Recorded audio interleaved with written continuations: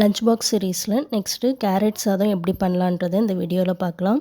Carrot சாதம் வந்து நம்ம வெறும் ஆயிலே குக் பண்ண போகிறோம். ஃபஸ்ட்டு பேனில் ஒரு 4 டேபிள் ஸ்பூன் ஆயில் வந்து ஆட் பண்ணிக்கோங்க. ஆயில் சூடாகிட்ட அப்புறம் 1 டீஸ்பூன் கடுகு, 1 டீஸ்பூன் கடலப்பருப்பு ஆட் பண்ணிவிட்டு நல்லா கடலப்பருப்பு பொரிஞ்சிட்ட அப்புறம் ஒரு கொத்து கருவேப்பிலை ஆட் பண்ணிக்கோங்க.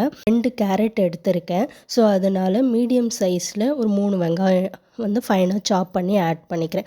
நல்லா ஃப்ரை ஆகிட்ட அப்புறம் ஒரு 2 பச்சை மிளகா வந்து ஆட் பண்ணிக்கோங்க.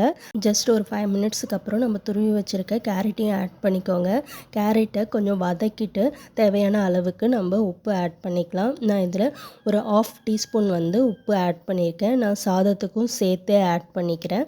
ஆட் பண்ணிவிட்டு ஒரு 20 to 25 மினிட்ஸ் ஆச்சும் வந்து வேகணும். நம்ம வந்து டைமிங் வந்து கரெக்டாக சொல்ல முடியாது, ஏன்னா ஒருத்தவங்க வீட்டு ஃப்ளேமை பொறுத்து இருக்குது. இப்போ நீங்கள் கேரட்டை எடுத்து ஜஸ்ட் அமுக்கி பார்த்தீங்கன்னா உடையும், அந்த ஸ்டேஜ் இருந்தால் போதும். அதுக்கப்புறம் நம்ம ஒயிட் ரைஸ் போட்டு நல்லா கிளறி விடுங்க. இதில் வந்து நம்ம கேரட் சாதத்துக்கு தண்ணி ஆட் பண்ணாமல் எதுக்கு பண்ணுறோன்னா, வெறும் ஆயில் மட்டும் ஆட் பண்ணி தண்ணி ஆட் பண்ணிங்கன்னா அதோட கலரும் சேஞ்ச் ஆகிடும், டேஸ்ட்டும் சேஞ்ச் ஆகிடும். ஸோ அதனால் ஆயிலே வந்து ஃபுல்லாகவே குக் பண்ணுறோம். இந்த மாதிரி ட்ரை பண்ணி பாருங்கள், ரொம்பவே சூப்பராக இருக்கும். இந்த ரைஸுக்கு ஃப்ரை பண்ண எக்கு வந்து தொட்டுட்டு சாப்பிட்டு பாருங்கள், அவ்வளோ சூப்பராக இருக்கும்.